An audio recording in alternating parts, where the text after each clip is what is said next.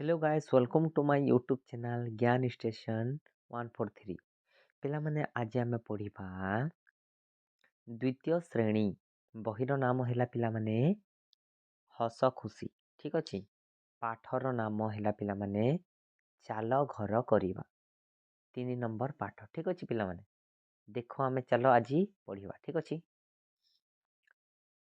विप्लव ओ प्रह्लाद दुई सांग विप्लवर बगीचारे दुहें बुलुथिले किछि लोक गोटिए बड़ गछ तले ठिया होइथिबार सेमाने देखिले ठीक अछि सेमाने से गछरे थिबा पक्षी माननकु बहुत भल पाउथिले पिलामाने देखो विप्लव ओ प्रह्लाद दुहें सांग जेमिति तुमर सांग थिबो हाँ ना नहीं तो सेही परी विप्लव ओ प्रह्लाद दुहें सांग ठीक अछि विप्लवर बगीचारे दुहें बुलुथिले विप्लवर बगीचारे दुहें बुलुथिले ठीक अछि किछि लोक गोटिए बड़ गछ तले ठिया होइथिबार सेमाने देखिले गछ अछि देख गछ तले लोक माने ठिया होइछंती तो सेमाने देखिले सेमाने से गछरे थिबा पक्षी माननकु बहुत भल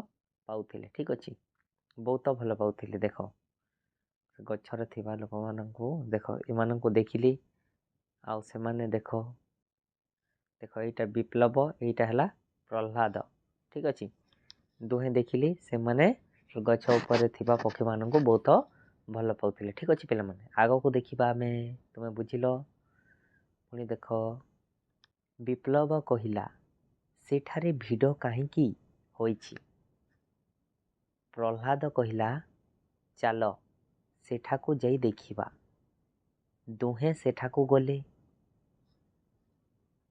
लुचि करी सेमानंक कथा शुणिले कथा शुणी दुहें डरी गले पिला माने देखो विप्लव कहिला सेठारे भिड़ होइछि सेठारे भिड़ काहींकी होइछि विप्लव कहूछि प्रह्लाद ठीक अछि तो प्रह्लाद कहिला चाल सेठाकू जाई देखिबा दुहें सेठाकू गले दुई जण सेठाकू गले ठीक अछि पिला माने लुचि करी सेमानंक कथा शुणिले कथा शुणी दुहें डरी गले किए डरी गले पिला माने विप्लव आउ प्रह्लाद डरी गले ठीक अछि पुणी देखिबा कौन होइछि अरे एमाने तो आम गछकू काटी देबे बरसा दिन आसुची पक्षी माने करिवे कौन घर भांगी जीव बिचरा माने रहिबे केउठी शोइबे केउठी छुआ पालिबे केमिति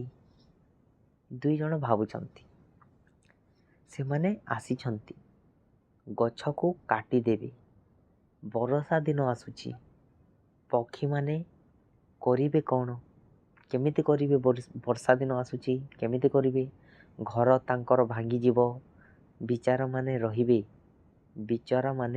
रहिबे केउठी शोइबे केउठी छुआ पाड़िबे केमिति सेमाने सेटा चिंता करूछंती ठीक अछि के विप्लव आउ प्रह्लाद ठीक अछि पिला माने पुणी देखिबा आगो को ये सबु सुनी प्रह्लाद कहिला मु वन विभाग ऑफिस को जाउछि एई सबु कथा सुनी किए कहिला पिला माने प्रह्लाद कहिला काहाकू कहिला विप्लव कहिला जे मु वन विभाग ऑफिस को जाउछि वन विभाग ऑफिस कहले पिला माने फॉरेस्ट ऑफिस ठीक अछि तुमे शुणी थिबो ठीक अछि पिला माने तो वन विभाग ऑफिस को से जाउछि बोली कहिला ठीक अछि प्रह्लाद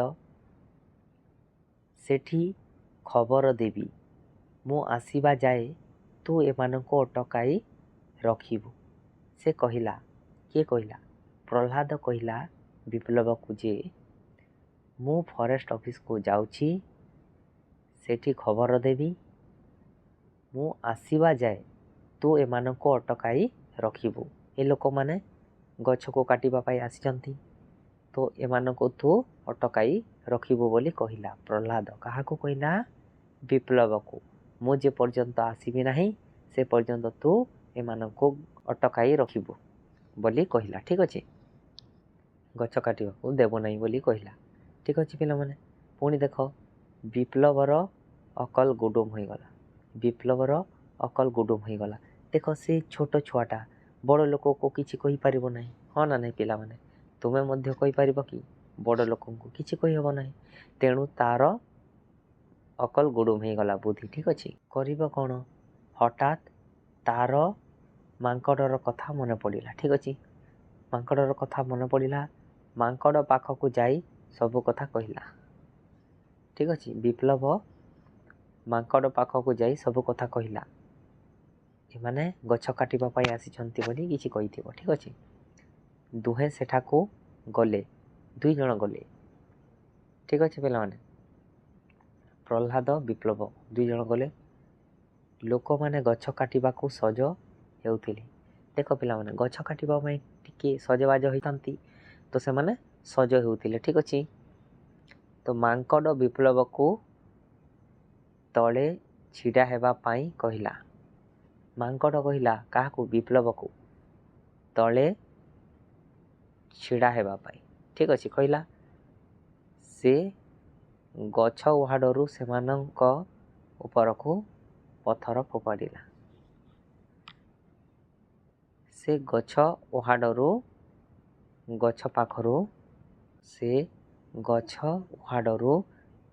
ସେମାନଙ୍କ ଉପରକୁ ପଥର ଫୋପାଡ଼ିଲା। ଠିକ୍ ଅଛି।